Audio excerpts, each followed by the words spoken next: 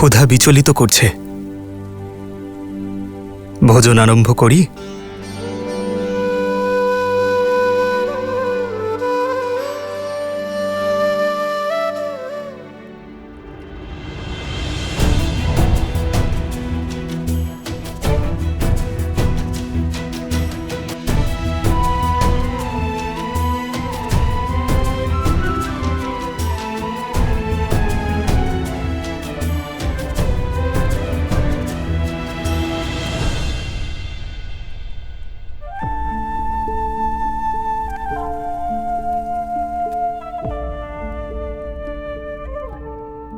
ভরত, যদি মন থেকে চিন্তা না যায় তাহলে গলা দিয়ে ভোজন নামবে না।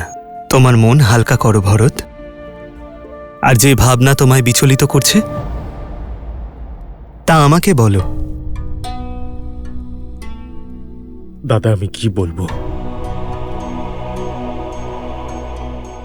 এটাই বলবো যে আমি কতটা অভাগা, নাকি এটা বলবো যে তোমার সেবা করার সেই সুযোগ আমি কোনোদিনও পাইনি যেটা লক্ষণ পেয়েছে?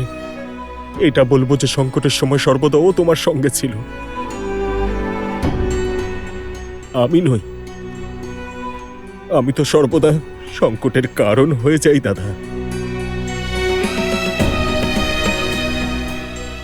দাদা, তোমাকে যখন বনে যেতে হলো তখন সবাই ভাবলো আমিই দোষী।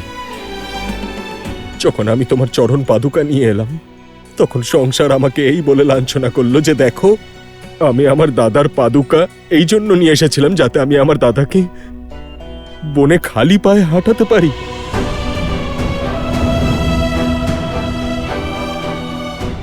আর আমার জন্যই আমার মাতা সীতাকে না জানি কতগুলো বছর ওই দুষ্ট রাবণের বন্দিনী হয়ে কাটাতে হয়েছে। আর আজ যখন অযোধ্যায় সংকট নেমে এসেছে, দাদা তুমি আমায় যোগ্য মনে করছো না যে আমি ওই দুই ঋষিকুমারকে যোগ্য শাস্তি দিতে পারি, যাদের শাস্তি দেওয়ার জন্য আমি উদ্গ্রীব হয়ে রয়েছি? আমার দুই ভাইয়ের অচেতন শরীর চোখের সামনে সব সময় ভেসে উঠছে।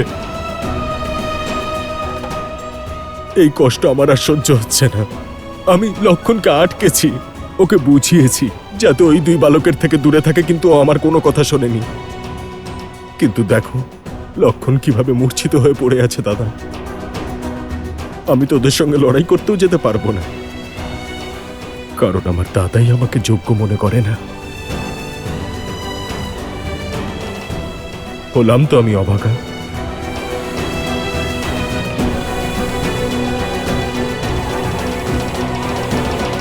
আপনি আমাকে আসরিক শক্তি থেকে বাঁচিয়েছেন, ঘোরতর অপরাধ করতে দেননি। আমি আপনাকে কৃতজ্ঞতা জানাতে চাই। কিছুদিন এখানে থেকে আপনার সেবা করতে দিন। হ্যাঁ হ্যাঁ দেবী, একটু দাঁড়িয়ে যান, আমরা আপনাকে কোথাও যেতে দেব না। আপনাকে আমাদের অনুরোধ অবশ্যই রাখতে হবে। কুশ, অশ্ব আর শ্রী হনুমানের কি হবে? ওনাদের আর একা রাখা যাবে না। হ্যাঁ হ্যাঁ, থামুন দেবী, দয়া করে আমাদের জন্য থেমে যান। কিন্তু আশ্রমের কি হবে? সবাই আমাদের জন্য অপেক্ষা করছে।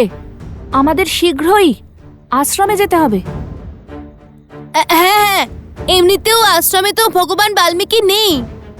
সকল আশ্রমবাসীরা নিশ্চয়ই খুব চিন্তিত। আশ্রম ফিরে যাওয়াটাই এখন ঠিক হবে।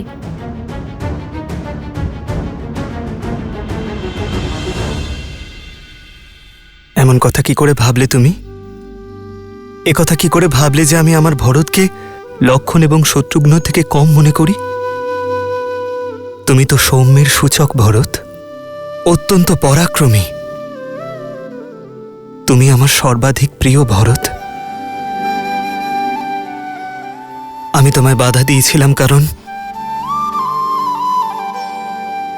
লক্ষণ সর্বদা আমার সঙ্গেই থাকে। আমি ওকে কেবল আঘাত পেতে, মৃত্যুর কোলে ঢলে পড়তেই দেখেছি। অত্যন্ত দুঃখ হয়েছে আমার, কিন্তু আমি প্রতিবার নিজেকে সামলেছি ভরত। লক্ষণ আবারও আঘাতপ্রাপ্ত, আর শত্রুঘ্ন। আমি এই বিপদ সহ্য করতে পারছি না। আর এরই মধ্যে যদি তোমার কিছু হয়ে যায় দাদা পুণ্যের প্রতীক। শ্রীরাম পাপ কি করে করতে পারে? কিন্তু তুমি নিজেকে আমার জায়গায় রেখে দেখো। নিজে এখানে মহলে সুরক্ষিত থেকে তোমাকে যুদ্ধভূমিতে যেতে দেখে আমি কি কোনোদিনও মাথা উঁচু করে দাঁড়াতে পারবো? লক্ষণ আর শত্রুঘ্নের চোখে চোখ রেখে কথা বলতে পারবো? বৈদিক চিকিৎসার দ্বারা ওরা খুব শীঘ্রই সুস্থ হয়ে উঠবে। কিন্তু তুমি কি এটাই চাও যে তোমার ভ্রাতার চোখ ওদের দুজনের সামনে সর্বদা নত হয়ে থাকুক? যে অযোধ্যাবাসীরা গঙ্গার মতো পবিত্র আমার সীতা মাতাকে কোনো দোষ ছাড়াই অপবাদ দিয়েছিল, তারা কি আমাকে ক্ষমা করবে? ওরা কি এটা বলবে না যে দেখো, দুজন ভাই নিজের দাদার সঙ্গে কাঁধে কাঁধ মিলিয়ে যুদ্ধ করলো, কিন্তু ভরত কিচ্ছু না করে চুপ করে বসে থাকলো? ও কিচ্ছু করতে পারল না। আমার 14 বছরের তপস্যা কালিমা লিপ্ত হবে দাদা। আর ভরত সমগ্র সংসারের কাছে সেই পুরনো ভরত হয়ে যাবে যে নিজের ভাইদের দুর্দশা দেখতে চায়। আর তখন তুমি কি বলবে দাদা? আমার এই অপমান সহ্য করতে পারবে?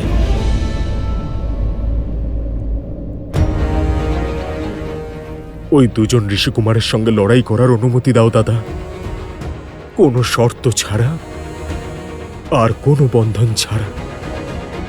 আমার ভাইয়েদের উপর প্রহার করার শাস্তি দিতে দাও ওদের।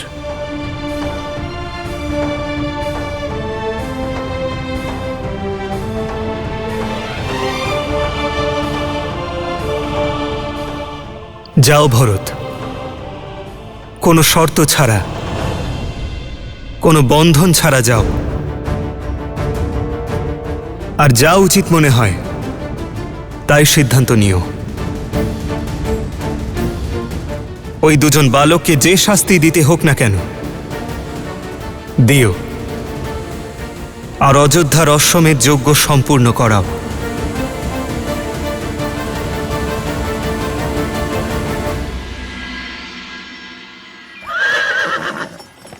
দাদা, এবার কি করব? রাজা ধন্যমালী আমাদের রথ দিয়ে সাহায্য তো করলেন, কিন্তু তার সাথে আমাদের সংকটেও ফেলে দিলেন। যদি এই রথ নিয়ে সোজা আমরা আশ্রমের দিকে যাই, তাহলে অশ্ব আর শ্রী হনুমান দুজনকেই মাথা দেখতে পেয়ে যাবেন। আরে আমিও তো তখন থেকে এটাই ভাবছি যে আমরা এই অশ্বের পথ কি করে পাল্টাবো। কি হয়েছে? কিছু না, কিছু হয়নি।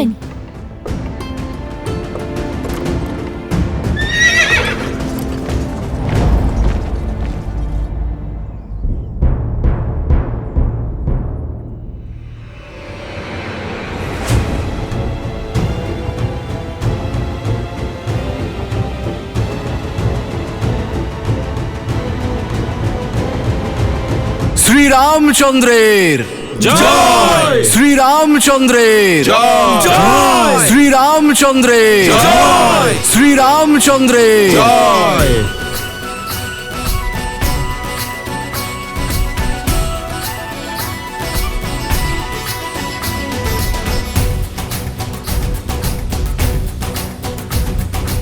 বিজয়ী ভব।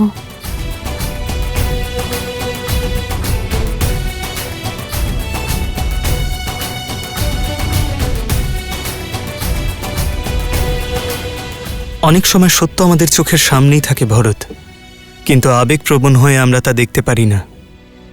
এই ভুল আমরা সকলেই করে ফেলি। তোমার আবেগকে নিয়ন্ত্রণ করো ভরত। শীঘ্র ফিরে এসো। যথা আজ্ঞা দাদা।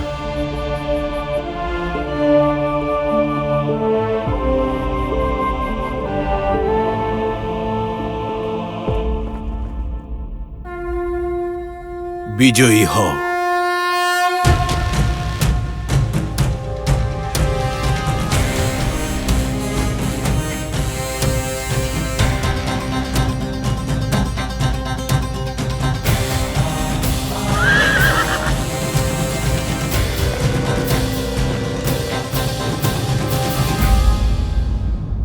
কে ওখানে?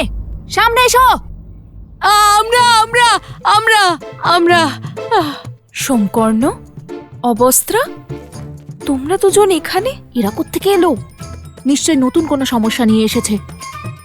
না না, ঈশ্বর এদেরকে পাঠিয়েছেন আমাদের সাহায্য করতে।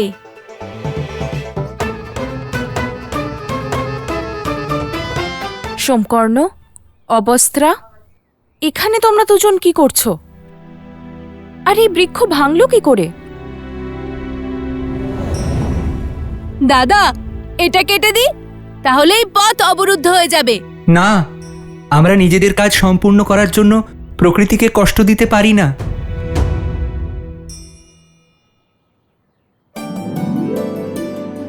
ওই দেখো, বৃক্ষটি সম্পূর্ণ শুকিয়ে গেছে, যে কোনো সময় পড়ে যাবে। আসো। সোমকর্ণ, উত্তর দাও। আসলে ওই বনদেবী, ওই এক ষণ্ড বড্ড উৎপাত করছিল। দেখুন না কি অবস্থা করেছে চারিদিকের। আমরা তো এখানে যাত্রীদের সাবধান করার জন্য দাঁড়িয়ে আছি, যাতে ওনারা অন্য কোনো পথ ধরেন, তাই না দাদা? হ্যাঁ বনদেবী, আপনি কোনো অন্য পথ বেছে নিন। ওহো, একটা সমস্যা থেকে বেরোতেই আরেকটা সমস্যা চলে এলো। আচ্ছা, কোনো ব্যাপার না, আমাদের উচিত নিজেদের কর্তব্য পালন করা। মাতা, তুমি লবদাদার সাথে অন্য কোনো পথ ধরে আশ্রমে চলে যাও। আমি এই দুজনের সঙ্গে এই বৃক্ষ আর ষণ্ডকে সামলাচ্ছি। কে জানে ওই ষণ্ড আবার কাকে আঘাত করবে। কিন্তু তুমি? মাতা ঠিকই তো বলছেও। চলো না, আমরা এই দিক দিয়ে যাই। আর এই পথ তো অনেক লম্বা, আমরা কিছুক্ষণ এখানেই থেকে যাই। এই বৃক্ষ সরানো হলে আমরা এই পথ দিয়েই চলে যাব। দেখো মাতা, আমরা কত লম্বা যাত্রা করে এসেছি, আর ত্রিপুরাশ্বরী মন্দিরে আমাদের সঙ্গে যা ঘটেছে, তারপর তুমি হয়তো ক্লান্ত হয়ে গেছো। এখন আমি আর তোমাকে সংকটে ফেলতে পারবো না। যদি সেই বৃষভ আবার আক্রমণ করে তখন?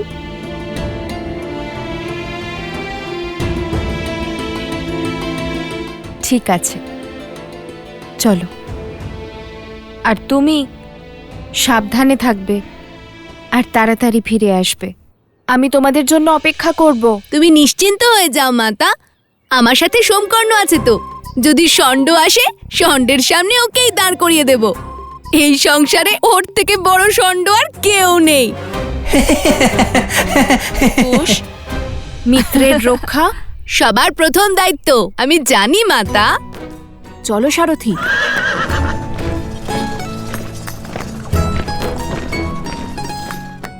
অদ্ভুত, আজ তো বাঁচিয়ে নিলে তোমরা আমাদের। যদি মাতা এই পথ ধরে যেতেন, তাহলে অশ্ব আর শ্রী হনুমান দুজনকেই মাতা দেখতে পেয়ে যেতেন, আর তারপর ওনার বকুনি থেকে শ্রীরামও বাঁচাতে পারতেন না। সংকট থেকে বাঁচিয়েছেন আপনি গুরুপুত্র। সংকট এখনো মেটেনি কুশ। বনদেবীকে আশ্রম যাওয়া থেকে আটকাতে হবে, কারণ শ্রী লক্ষণ এসে সবাইকে জানিয়ে দিয়েছেন যে তোমরা অশ্বমেধ যজ্ঞের অশ্ব ধরে ফেলেছ।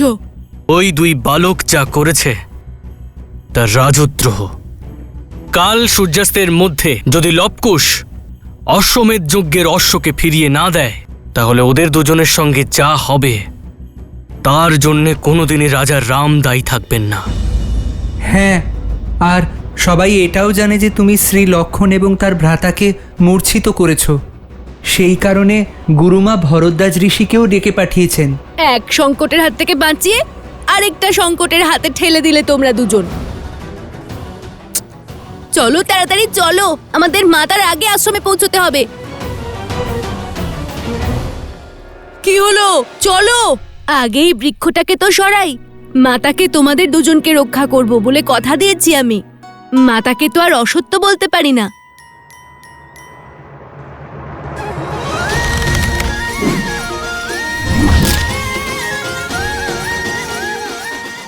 নিজের শক্তি দেখানোর কোনো সুযোগ ছাড়ো না, তাই না তুমি? এখন আমার গুণগান করার সময় নয়, শীঘ্র চলো। লব দাদা আশ্রমের পরিস্থিতি সম্পর্কে কিছুই জানে না। দাদা সংকট দূর হওয়ার আনন্দে রয়েছে। চলো। এই পথ অনেক লম্বা সারথি, একটু দ্রুত চলুন। আরো দ্রুত। লবকুশ ঘোর অপরাধ করে ফেলেছে। কে জানে এ পাপ কেমন দণ্ড নিয়ে আসবে গুরুদেব।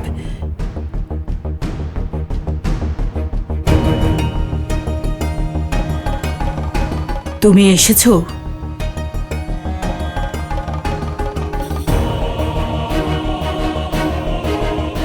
কোষ, তুমি আর লব মিলে এত বড় অপরাধ কেন করলে? অশ্বমেধ যজ্ঞের অশ্বকে ধরেছ আর অযোধ্যার সব রাজকুমারদের মূর্ছিত করেছ। আর এই সমস্ত কথা তুমি আমাদের থেকে লুকিয়েছ, কিন্তু কেন? আমরা রাজা রামের রাজত্বে থাকা সত্ত্বেও ওনার সঙ্গে শত্রুতা কিভাবে করতে পারি? এটা হলো রাজদ্রোহ। আমি ভগবান বাল্মীকির কাছে বার্তা পাঠিয়ে দিয়েছি। তোমাদের মাতা আসা মাত্রই ওনার সঙ্গে কথা বলে আমরা অশ্ব ছেড়ে দেব। আরো দ্রুত চালান সারথি। আমরা ভগবান বাল্মীকির শিষ্য, আর সেই ভগবান বাল্মীকি আমাদের সদা সত্যের পথে চলতে শিখিয়েছেন, নিজের কর্মকে নির্ভয় করতে শিখিয়েছেন। এখন আপনি বলুন, যে রাজা রামকে আমরা পুজো করি, সেই রাজা রামই নিজের স্ত্রীকে ত্যাগ করে মহাপাপ করেছেন,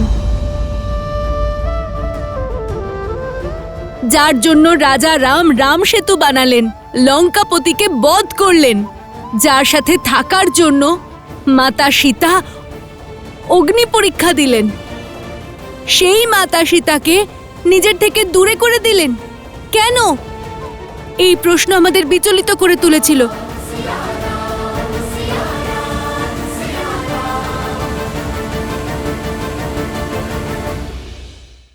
শ্রীরামকে প্রশ্ন করার অধিকার আমাদের আছে। ভগবান বাল্মীকি আসা পর্যন্ত অন্তত অপেক্ষা করুন। মাতাকে কিছু বলবেন না ঋষিবর। কুশ,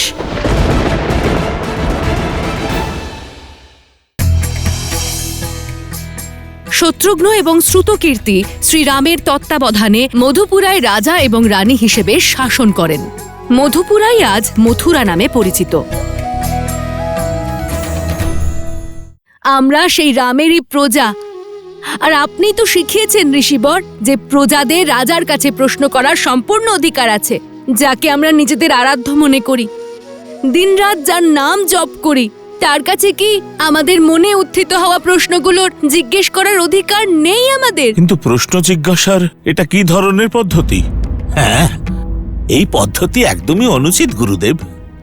আমাদের পথ অনুচিত হতেই পারে, কিন্তু উদ্দেশ্য নয়। শ্রীরাম এবং মাতা সীতাকে এক করার শপথ নিয়েছি আমরা, আর এই উদ্দেশ্য পূরণের জন্য ওই অশ্ব কিছুতেই ছাড়ব না আমরা। মাতা সীতার সাথে অন্যায় হয়েছে, আর তাকে আমরা ন্যায় ঠিক পাওয়াবো। আর অন্যায়ের বিরুদ্ধে প্রতিবাদ করা আমরা এই আশ্রম থেকেই শিখেছি। যদি আপনার মনে হয় যে আমরা অনুচিত কিছু করেছি, তাহলে ক্ষমা করে দিন, কিন্তু যদি আমাদের শপথে এতটুকু ন্যায় থেকে থাকে, তাহলে আপনাদের সকলের কাছে শুধু একটাই অনুরোধ আমার, যতক্ষণ না ভগবান বাল্মীকি আসছেন ততক্ষণ মাতাকে কিচ্ছু বলবেন না। ভগবান বাল্মীকিও জানেন যে ওনার লবকুশ কোনো অন্যায় করতে পারেন না। একবার গুরুদেব চলে আসুক, তারপর উনি যা বলবেন আমি তাই করব। ত্রিকালদর্শী উনি, ওনার কাছে আমরা কি লুকোবো?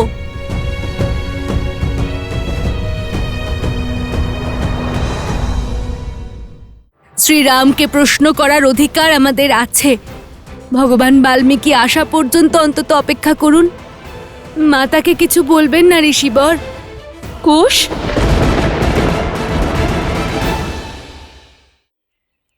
না ঋষিবর, এই বালক এখনো নির্বোধ। উদ্দেশ্য যতই সঠিক হোক, তার পথ এতটা কঠিন হতে পারে না। আপনার সিদ্ধান্তই উপযুক্ত গুরুবর। এদের মাতাকে সবকিছু বলে এই অশ্ব দ্রুত ফিরিয়ে দেওয়া উচিত। এটাই সব থেকে উপযুক্ত হবে। শ্রীরামকে প্রশ্ন করার অধিকার আমাদের আছে, এতে অনুচিতটা কোথায়? দয়া করে রাজি হয়ে যান ঋষিবর। ভগবান বাল্মীকির আসার আমরা কিছুক্ষণ অপেক্ষা করি। মাতাকে কিচ্ছু বলবেন না ঋষিবর। কুশ